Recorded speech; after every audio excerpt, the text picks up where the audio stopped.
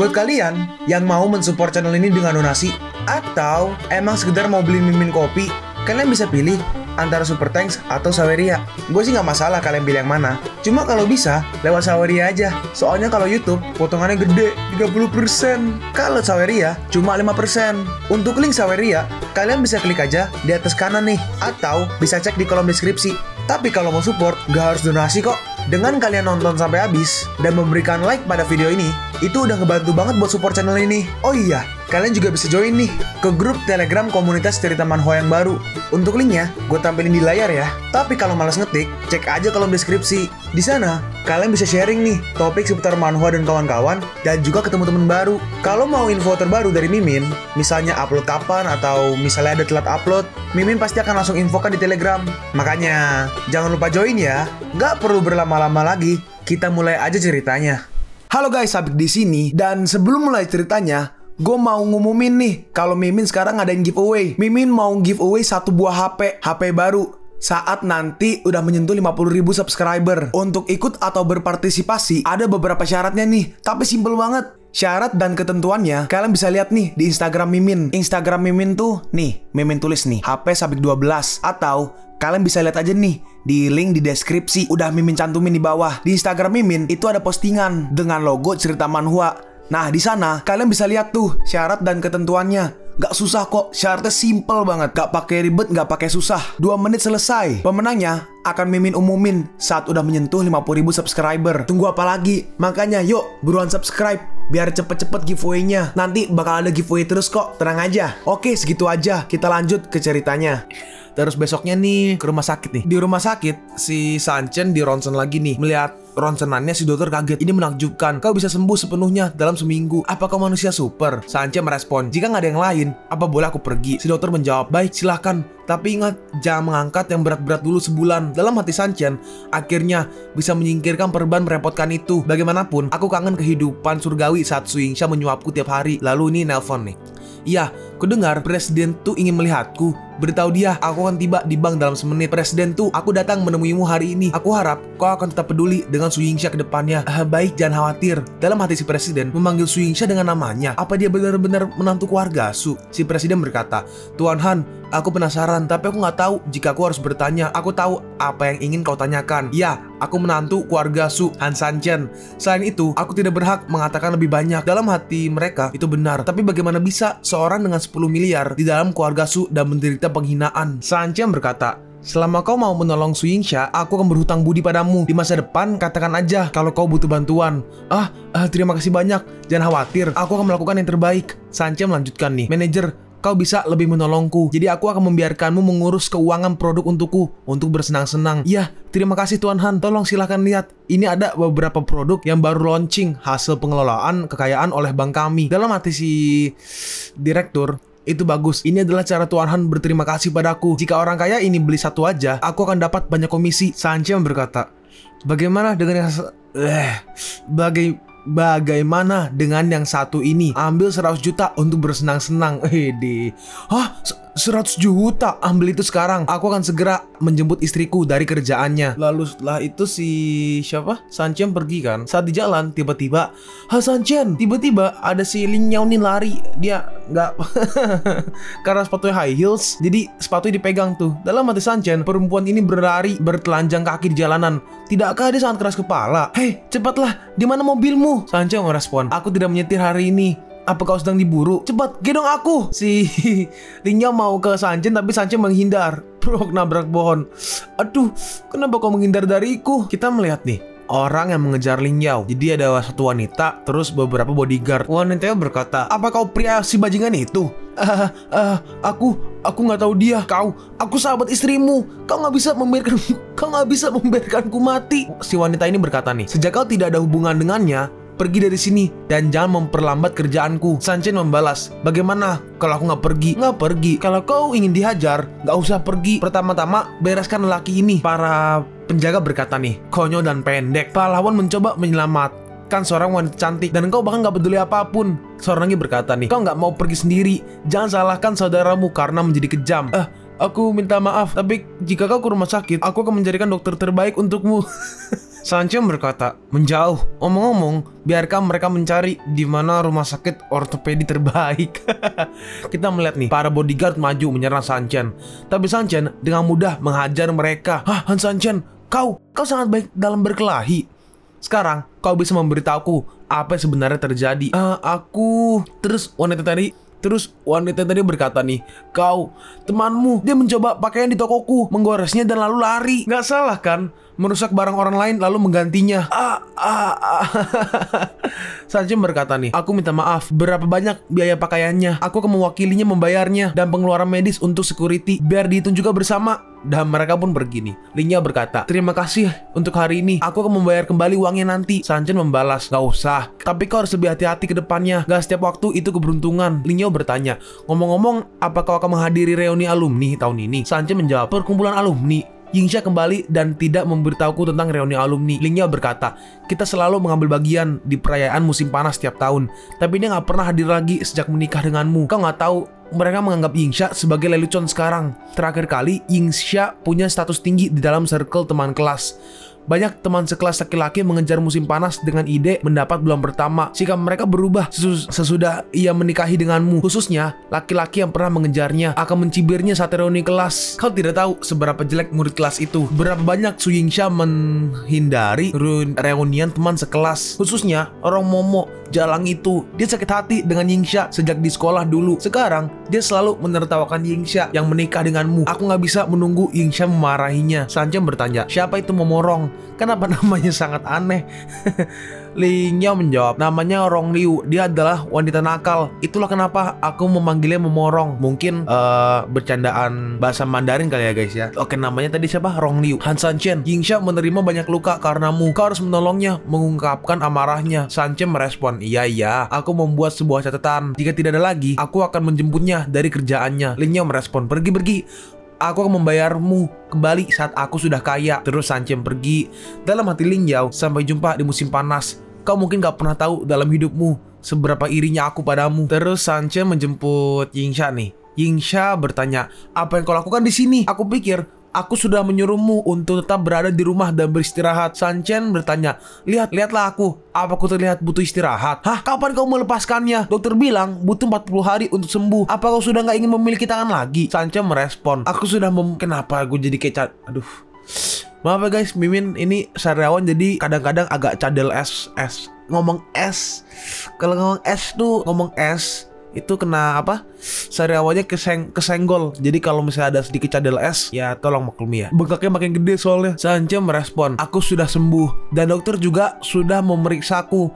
Kalau kau tidak percaya padaku, aku bisa mengantarmu menemui dokter untuk membuktikannya. Apa benar kau tidak sedang berbohong padaku kan? Bagaimana bisa aku membohongimu? Ayo kita pulang, berikan padaku kunci mobilnya. Akulah yang akan mengantarmu hari ini. Terus Sanchen nyetir. Yingxia bertanya, kau sembuh sangat cepat, yang bahkan dokter tidak bisa mempercayainya kan? Yap, jika aku tidak bergerak sangat cepat, mungkin matanya bisa aja sudah jatuh ke tanah. Untungnya aku bisa menahan diriku.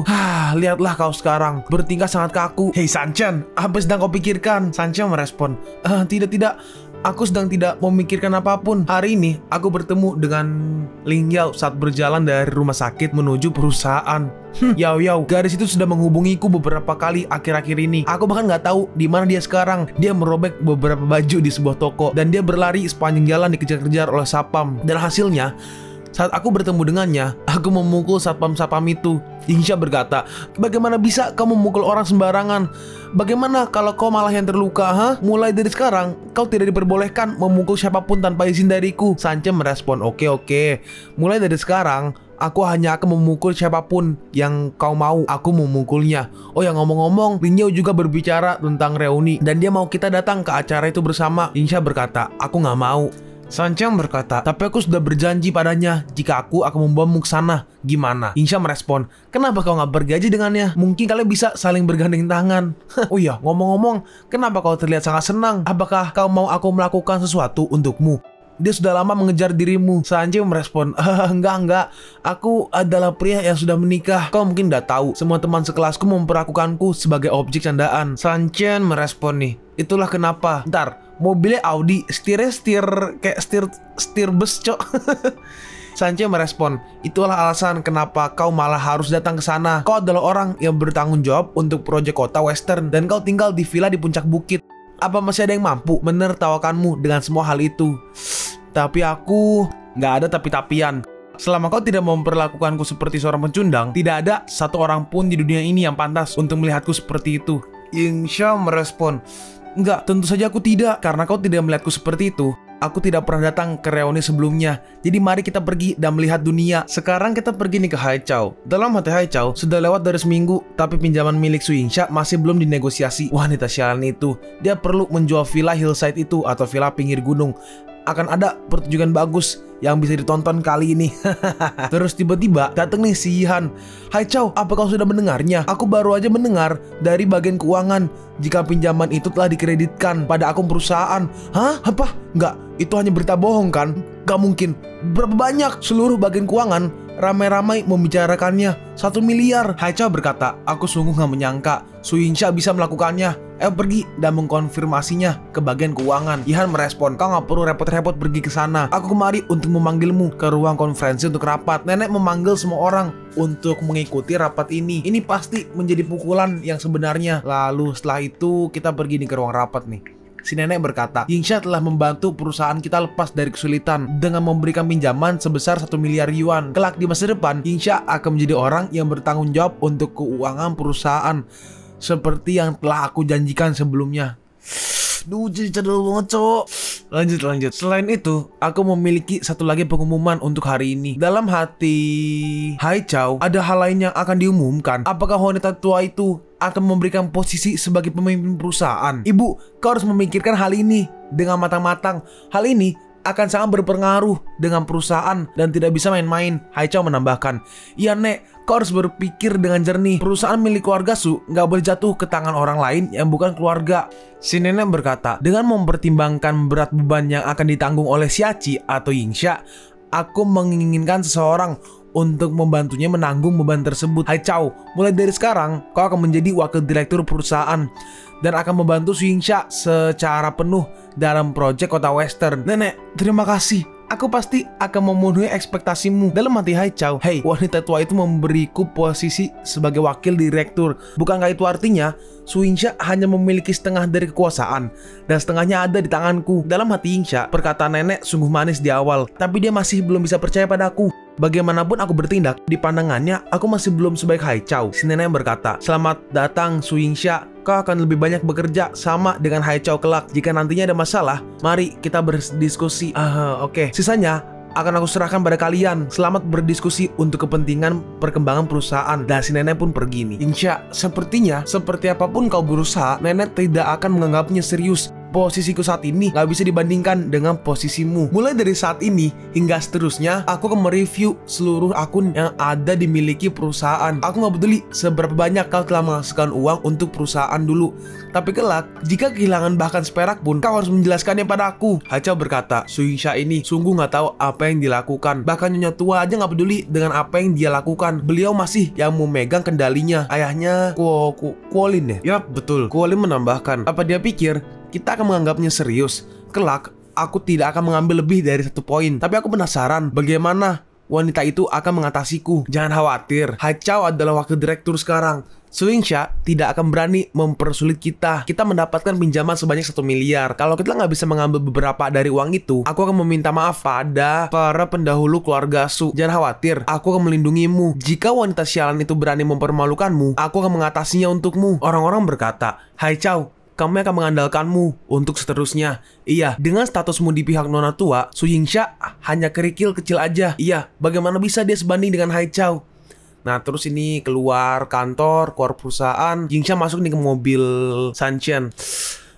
Shen Lingyao. Dia bilang sebagai rasa terima kasihnya karena kau telah membantu, dia ingin mengundang kita untuk makan malam di rumahnya. Kau yang mengemudi dan aku akan menunjukkan jalannya. Sanchen berkata, hari ini bank itu telah mencairkan uangnya. Kenapa kau masih tidak senang? Nenek membiarkan Haichao mengisi posisi sebagai wakil direktur untuk membantu meringankan tekanan yang kuterima. Dia juga memintaku untuk mendiskusikan semua hal pada Haichao kepadanya. Sanchen merespon, aku sudah mengira bahwa wanita tua itu akan mencari cara untuk tetap bisa mengontrol perusahaan. Aku hanya nggak mengira dia akan mengambil langkah kurang ajar seperti itu. Yingsha melanjutkan, tapi sebelumnya Dia udah jelas berkata akan membiarkan aku mengambil tanggung jawab penuh untuk proyek Kota Western dan keuangan perusahaan. Kapan dia akan menyadari kebobrokan perilaku Su Haichao? Apakah harus menunggu hingga perusahaan benar-benar bangkrut? Bukankah itu mudah? Dia nggak ingin kau mendapatkan lebih banyak sorotan dari perusahaan dan mengganggu Su Haichao. Mau bagaimana lagi? Su Haichao adalah kandidat pemimpin. Apa dia takut aku akan lepas tangan? Kerjasama antara kota dan negara barat, pinjaman bank, yang mana yang bukan pekerjaanku? Jika aku tidak peduli dengan perusahaan, sampai kapan keluarga Su bisa tetap bertahan? Sanchen berkata, apa kau tahu? Inilah kenapa wanita tua itu berani melakukannya, karena dia hanya memanfaatkanmu. Lalu sekarang ini mereka pergi ya kayaknya ya. Inti sekarang ada di mobil si Sanchen. Yingxia berkata, ini udah bareng sama Lin Yao ya. Yingxia berkata, Yao Yao, bukankah sangat sulit untuk melakukan reservasi untuk resort Fuyang? Siapa yang begitu baik ini? Lin Yao menjawab, suami dari Momo. Kudengar dia bilang di grup bahwa pemilik dari resort Fuyang adalah paman dari suaminya. Yang Chi adalah orang yang kuat. Dia memiliki hubungan yang dalam dengan Kota Yun. Sekarang ada banyak bos yang harus unjuk muka dulu kepadanya. Lin Yao merespon, Han Sanchen, kenapa kau malah membicarakan nama baik orang lain? Lagi pula, Yang Chi nggak ada apa-apanya jika dia tidak memenangkan jackpot 3 tahun yang lalu. Kalau tidak, bagaimana mungkin dia bisa punya uang untuk membuka sebuah resort? Jackpot? Siapa yang memberitahumu hal seperti itu? Banyak orang yang tahu. Aku dengar Yang Chi dulunya adalah kontraktor kecil dan gak punya banyak uang. Dia mendapatkan keberuntungannya setelah dia memenangkan lotre 3 tahun yang lalu dan membuka resort serta menjalin hubungan dengan banyak bos besar. Jika dia tidak memenangkan lotre, dia mungkin masih bekerja dengan memindahkan bata. Oh, ini agak flashback nih. Wih, ternyata yang ngasih duit si Sanchen, cok, bukan menang lotre. Sanchen berkata nih ke Yang Chi nih, ini adalah modal startup. Aku ingin membuat koneksi dengan Kota Yun. Yang Chi merespon, kakak Sanchen, Anda bisa mempercayakan pada saya. Saya tidak akan mengecewakan ekspektasi Anda. Dalam hati Sanchen, kutebak Yang Chi menggunakan uang ini untuk itu. Kita melihat nih, ini ada 2 orang nih. Nah, yang kanan nih, nah itu tuh yang diomongin tuh yang Momo Rong Liu. Nah tuh yang diomongin Momo. Sedangkan yang kiri namanya Yang Wen, yang cowok. Yang Wen berkata, sayang, aku meminjam mobil ini dari paman, apa kau puas? Saat teman-teman sekelasmu datang, mereka akan sangat iri. Rong Liu merespon, terima kasih sayangku, aku sungguh sangat mencintaimu. Orang-orang berkata tuh, yang kanan nih, yang wanita yang kanan berkata, Rong Liu, hidupmu sekarang ini sungguh membuatku sangat iri. Suamimu gak hanya tampan, tapi juga kaya. Yang kiri menambahkan, kapan ya aku bisa menemukan suami yang bisa membelikanku Ferrari? Dia gak sebaik yang kau pikirkan. Saat dia dulu melamarku, aku memikirkannya untuk waktu yang cukup lama. Jika dia tidak memberikanku cincin berlian ini, aku mungkin tidak akan menerima lamarannya. Wah, itu cincinnya kelihatannya sangat mahal. Iya, si Rong Liu berkata nih, hanya sekitar 100.000.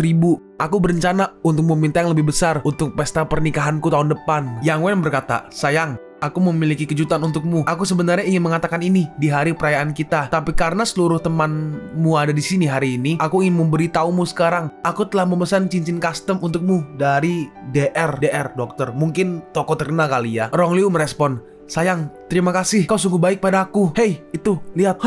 Hah? DR atau dokter? Apakah itu dokter yang mana kau hanya akan memiliki 1 cincin custom selama hidupmu? Aku dengar untuk mendapatkan cincin custom dari DR atau dokter, mungkin ya, brand kali ya, brand terkenal mungkin, kau harus menandatangani persetujuan kontrak cinta sejati yang mana tidak akan bisa diubah. Itu sungguh romantis. Lalu tiba-tiba seseorang berkata, lihat, Su Yingxia telah datang. Dia dulu adalah bunga kelas kita, tapi sudah sangat lama dia nggak muncul di acara reuni. Aku tidak mengira, bahkan setelah sekian tahun berlalu, Yingxia masih sangat cantik. Itu benar, bagaimanapun juga dia adalah kembang kelas kita dulu. Bagaimana mungkin dia bisa nggak cantik? Yingxia, kau akhirnya datang. Kami udah lama tidak melihatmu. Kami merindukanmu. Dalam hati Lin Yao, hal ini sama saat di sekolah dulu, dan masih sama setiap kali kita bertemu saat reuni. Laki-laki teman sekelasku ini buta semua. Bukankah aku lebih baik daripada Su Yingxia? Rong Liu berkata, Yingxia, akhirnya kau bersedia untuk datang. Lihatlah semua teman sekelas laki-laki kita. Mereka semua lebih mirip serigala daripada harimau. Sangat gak sabar untuk jatuh di bawah rokmu. Waduh, bawa apa ini? Yingxia, kau nggak menggunakan parfum murahan kan? Bagaimana jika aku memberimu beberapa parfum Chanel atau Dior? Waduh. Yang Wenku, Yang Wenku kan Yang Wen milikku loh. Yang Wenku memberikanku 1 botol per bulannya. Aku gak akan bisa menggunakan semuanya bahkan sampai kehidupanku selanjutnya. Rong Liu, Yingxia tidak membutuhkan barang-barang KW milikmu. Kau bisa menyimpan semuanya sendiri. Rong Liu membalas, KW? Tas milikmu itu pasti barang KW super kan? Aku gak sepertimu. Apa kau sudah lihat mobil baru yang Wen berikan padaku? Aku mengendarai Ferrari sekarang. Apakah aku butuh produk KW? jika aku bisa punya yang asli. Yang Wen berkata, sayang, mereka semua adalah teman sekelasmu. Jangan seperti itu pada mereka. Dalam hati, harusnya Ling Yao ya, dari ekspresinya. Dalam hati Ling Yao, baju yang dipakai Yang Wen terlihat tidak asing. Itu benar. Video di mana San Chen bermain piano, dia menggunakan baju yang sama. Apakah ini adalah sebuah kebetulan? Kalian pun sampai di penghujung video ini. Kalian mau tahu lanjutan chapter ini? Atau manhwa menarik lainnya? Makanya, jangan lupa subscribe biar kalian gak ketinggalan kalau gue upload video baru. Jangan lupa like, komen, dan share ke teman-teman kalian supaya channel ini bisa lebih berkembang ke depannya. Segitu dulu dari video cerita manhwa. Gua Sabik undur diri. See you on the next video. Zaijian!